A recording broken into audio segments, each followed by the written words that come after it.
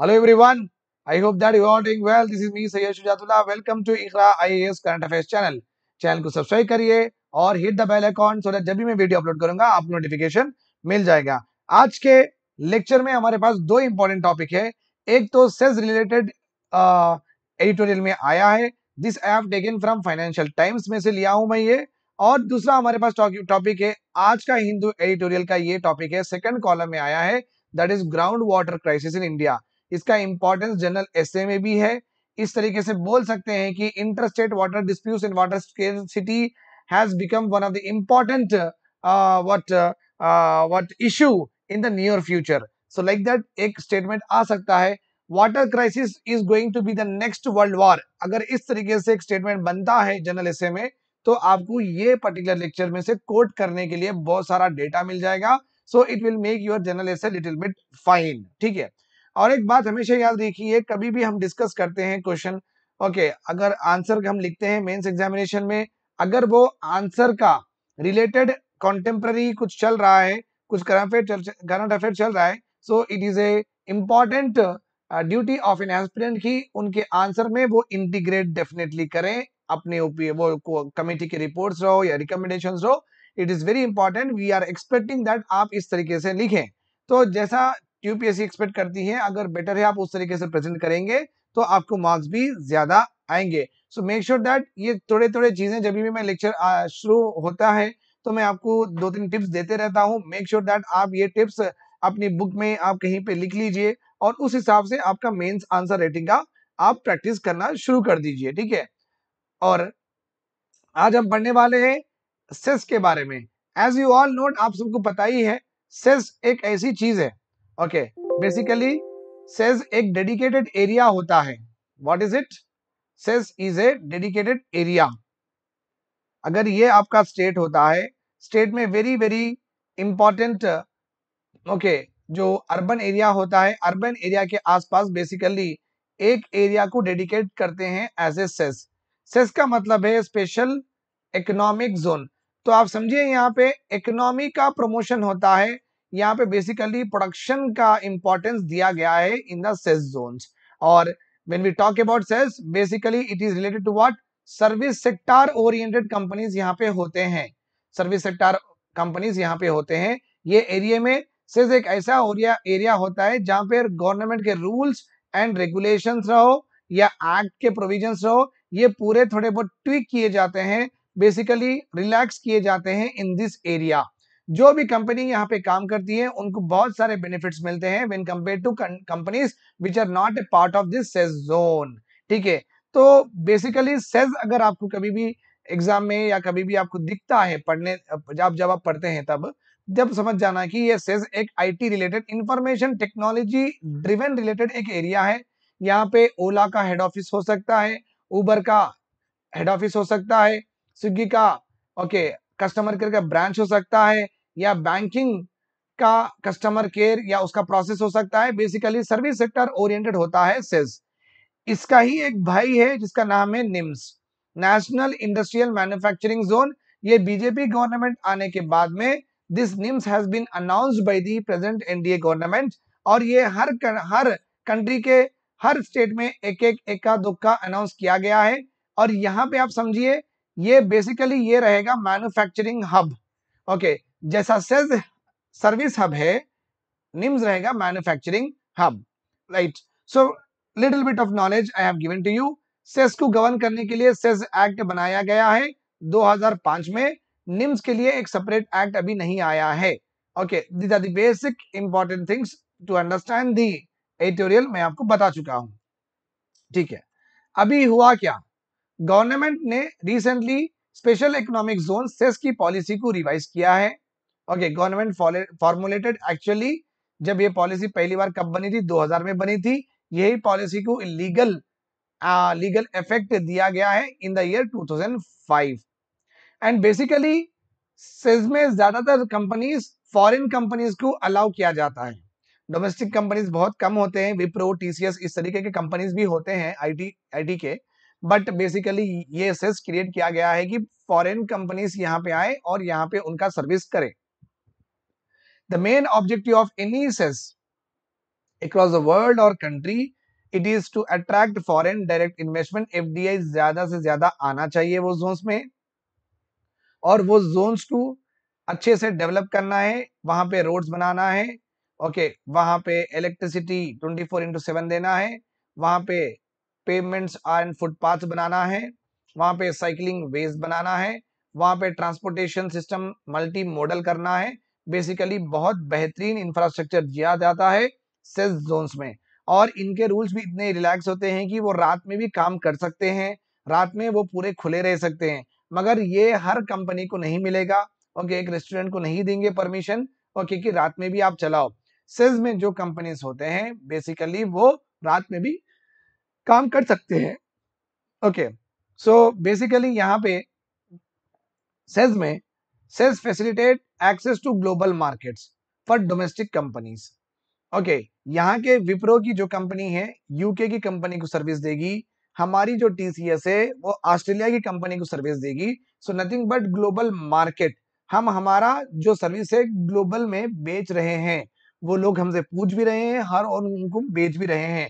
So we are able to what access what global markets. और SEZ का सबसे important, सबसे very very prime important objective है कि एंकरेज करिए एक्सपोर्ट्स को। So these are the main important objectives of what SEZ, और policy was converted into act in the year 2005। जो इनिशियल मोमेंटम में, ओके, सेज बहुत अच्छा काम करा over a period of time, 2005 से लेके 15 तक बहुत अच्छा था सेज। उसके बाद में सेज के जो जोन से they have lot steam, okay, वो जो स्टीम का मतलब है जो पुश है वो सेज में उतनी नहीं मिल रही है, क्योंकि जो प्रॉमिस किया गया था और एक्चुअल डिलीवरी में बहुत फर्क है। सेज में कहा गया था कि हम डेवलप करेंगे इंफ्रास्ट्रक्चर, वो अभी तक डेवलप नहीं हुआ है बहुत सारे, ओके, प्लेसेस में, इसलिए कंपनीज भी नहीं आ रहे हैं। तो जब ये सेज आया था तो बहुत हल्ला गुल्ला था, जब ये सेज आया था तो बहुत इसकी बातचीत हुई थी कि ये एम्प्लॉयमेंट क्रिएट कर देगा, ये एक्सपोर्ट्स बढ़ा देगा, etcetera, so and so fourth, इतने कंपनीज आ जाएंगे। सो ये कंपनीज बहुत सारे प्रोमिसेस बोले गए थे, बट जब ये आए था सेज जोन्स, जब तो बहुत अच्छा परफॉर्म किया था ये सेज जोन्स ने, but slowly slowly over a period of time इसकी जो शाइन है, इसका जो इंपॉर्टेंस है एमॉन्ग दी कंपनीज, वो कम होते जा रहा है, और कंपनीज अभी सेज जोन में इन्वेस्ट नहीं कर रहे हैं। क्या इश्यूज है, रीसेंट इशू के बारे में बोल, तुम्हें एक तो इशू जनरल इशू है, जो कि वहां पे इंफ्रास्ट्रक्चर जो भी है अभी भी एप्ट नहीं है, बहुत प्रॉब्लम हो रही है इंफ्रास्ट्रक्चर की इन दिस सेज जोन्स में, ठीक है। रिसेंट इशू क्या है, most companies even after unlock होने के बाद में भी वो वर्क फ्रॉम होम ही कर रहे हैं। वर्क फ्रॉम होम, सी, अब देखियो यहाँ पे जिमिक क्या हुआ, यहाँ पे एक्चुअली गवर्नमेंट को प्रॉब्लम क्या है, लेटेस्ट देखेंगे हम यहाँ पे, ओके, फाइन।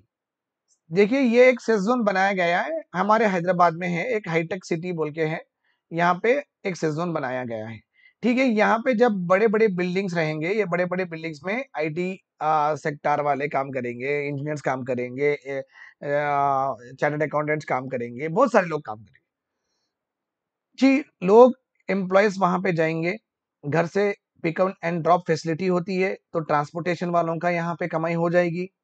फिर वो सेजोन में लोग लाके इडली सांभर वड़ा बेचते हैं, तो फिर उनकी कमाई भी हो जाएगी। और सिस्को चाहिए, लैपटॉप चाहिए, ये सब चाहिए, तो फिर इसका डिमांड भी बढ़ेगा। फिर यहाँ पे जो कंपनीज होते हैं वहां पे infrastructure, table chair pencil etcetera AC चाहिए, तो फिर उसका डिमांड बढ़ेगा, ठीक है। तो हम सेस इसलिए क्रिएट करें कि ये कंपनीज यहाँ पे आए और इसका एक मल्टीप्लायर इफेक्ट हो, और बहुत सारे सेक्टर्स में डिमांड क्रिएट हो, और अच्छे से हमारा आउटपुट आए। बट अब कंपनीज यहाँ पे जा ही नहीं रहे हैं, तो यहाँ से ये ट्रांसपोर्टेशन सर्विस ले ही नहीं रहे हैं, तो यहाँ पे कैब ड्राइवर जो पिकअप ड्रॉप करते थे उनके पास आमदनी ही नहीं हुई है। अभी जो फूड कैटरिंग वाले जो फूड का डिमांड क्रिएट करते थे वो अब कैटरिंग नहीं कर रहे हैं। तो इस तरीके से स्लोली स्लोली क्या हुआ, सेल्स से जितना पैसा बनता था वो पैसे बनना बंद हो गया है, बिकॉज ऑफ कोविड की वजह से। जब कोविड होने के बाद में गवर्नमेंट ये एक्सपेक्ट कर रही थी कि चलो भाई, डेफिनेटली कोविड जाने के बाद में फिर से कंपनीज वर्क फ्रॉम ऑफिस शुरू कर देंगे, तो फिर से डिमांड क्रिएट हो जाएगी। बट हमारे जो कंपनीज है वो आराम से बैठे हैं, वो स्टार्ट नहीं कर रहे हैं अपना काम work from office, okay. Most company continued their work from home system only, and they have switched to a hybrid model, okay, even after lockdowns are lifted। 4 दिन 2 दिन आइए, alternate दिन नहीं आइए, एक्सेट्रा। जब ये जाएंगे ही नहीं तब वो कंपनी पे बर्डन नहीं पड़ेगा। ओके, तो कंपनी तो एज सच उसका कॉस्ट रिड्यूस कर रही है, बट हम सेस क्यों क्रिएट कर रहे हैं कि एक्सपोर्ट बढ़े, ओके, वहां पे इंफ्रास्ट्रक्चर बढ़े, वहां पे आजू बाजू सबको जॉब्स लगे, इनडायरेक्ट एम्प्लॉयमेंट क्रिएट हो, ओके, इकोनॉमी में डिमांड बढ़े चीजों का। हम इस वजह से एसेस बनाए थे।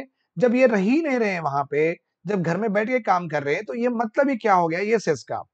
Okay, all these because the companies are not going back to work from office, leading to business losses to many of the attached industries, and compulsion to start on-site work, and even prompting units to reimagine their continuation under SEZ scheme. अभी companies इतने अच्छे comfort zone में बैठ गए हैं कि वो work from home करना चाहते हैं। अगर उनको हम जबरदस्ती करें कि नहीं नहीं आप वर्क फ्रॉम ऑफिस ही करना, तो वो रीइमेजिन, वो रीथिंक कर रहे हैं कि क्या हम सेज में रहें अपनी कंपनी, या हम सेज के बाहर रहें। तो फिर यहाँ पे एक प्रॉब्लम आ गया है, बिटवीन गवर्नमेंट और कंपनी के बीच में टग ऑफ वॉर चल रहा है। Okay, SEZ also face many operational difficulties. बहुत सारे companies under under the SEZ they have found very difficult to obtain permission from work from home during the pandemic. मिला भी नहीं था। वे फॉरवर्ड क्या है? The new rule whichever is mentioned yesterday, जब newspaper में कल आया था, उस वो न्यू रूल के हिसाब से all the employees are divided into some categories. Okay, employees of IT, employees of IT enabled services, temporarily incapacitated employees, and traveling employees, and off-site working employees. Okay, all these shall be permitted to work from home or any place outside the said, subjected to limit of 50% of total employee strength. तो अभी compulsion नहीं किया है government ने कि companies को नहीं आप वर्क फ्रॉम ऑफिस से ही करना, आप सेल्स में जाके काम करिए, इस तरीके से घर से काम नहीं ले सकते। ठीक है, तो अगर इस तरीके से बोले तो वो कह रहे हैं कि हम जाएंगे सेल्स से बाहर चले जाएंगे, तो उनको सेटिस्फाई करने के लिए गवर्नमेंट ने कहा है कि 50% आप वहां से काम करिए, 50% आप घर से काम कर सकते हैं। The validity of the permission is only for a year.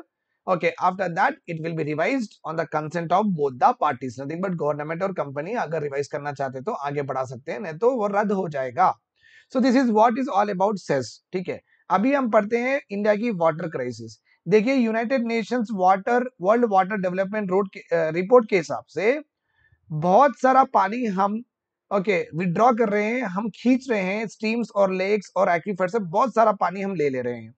तो उसके वजह से आगे जाके वाटर में स्ट्रेस होगा। वाटर हर एक को जितना क्वांटिटी चाहिए वो नहीं मिलेगा, टाइमली भी नहीं मिलेगा, जब चाहिए जब भी नहीं मिलेगा, और एडवोकेट जितना चाहिए वो उतना भी नहीं मिलेगा। वाटर स्केर्सिटी बहुत सारे कंट्रीज में होने वाली है, ये रिपोर्ट ने कहा है। Not only that, food and agriculture organisation okay which works under the United Nations, they also said that they caution the world countries that एक साइलेंट क्राइसिस आने वाला है, वर्ल्ड को वो हिट करने वाला है, नथिंग बट वो है वाटर क्राइसिस आने वाला है। ऑलरेडी पूरी दुनिया में nearly about 200 crore people suffer कर रहे हैं कि उनको पानी बराबर नहीं मिल रहा है। और अगर इस तरीके से अगर वाटर क्राइसिस बढ़ते गया तो 7 बिलियन पॉपुलेशन है, 700 करोड़ की पॉपुलेशन है पूरी वर्ल्ड में, 200 करोड़ को ऑलरेडी पानी की किल्लत हो रही है, बाकी के लोगों को भी पानी का प्रभाव पड़ेगा, नहीं मिलने का प्रभाव पड़ेगा। तो जब इस तरीके से रिपोर्ट्स हमारे सामने है, तो किस तरीके से हम स्टेप्स लेके इसको सॉल्व करें, ये बहुत अर्जेंट नीड है, गवर्नमेंट इसके ऊपर देखना चाहिए। That is what the editorial is saying. अगर हम इंडिया का देखते हैं, वो तो वर्ल्ड की रिपोर्ट थी, वर्ल्ड के डेटा थे। अगर इंडिया का रिपोर्ट देखते हैं, global dot risk and water stress map बनाया गया है। इसमें क्लियरली मेंशन किया गया है कि हमारा western India, central India and peninsular India, जो बेंगलुरु है, जो हमारा हैदराबाद है, they are going to face lot of water scarcity. Okay, NITI Aayog की रिपोर्ट भी आई है, कंपोजिट वाटर मैनेजमेंट इंडेक्स, इसमें भी कहा है nearly about 600 million people of our country will face what water crisis. तो वर्ल्ड के रिपोर्ट्स भी कहते हैं कि वाटर क्राइसिस होने वाला है, इंडिया के रिपोर्ट्स भी कहते हैं कि वाटर क्राइसिस होने वाला है। क्यों ये बेसिकली क्यों हो रहा है? जब ये रिपोर्ट्स देखते हैं कि क्यों हो रहा है, देखिए एक रिवर की चैनल होती है, ये हमारी गोदावरी में ये अपस्ट्रीम बोलते हैं, ये मिडिल स्ट्रीम, ये डाउनस्ट्रीम। तो रिवर में पानी इसलिए कम हो जा रहा है, नीचे तक आने से पहले अपस्ट्रीम में बहुत सारे डैम्स लगा के पानी यहीं पे रोक दे रहे हैं।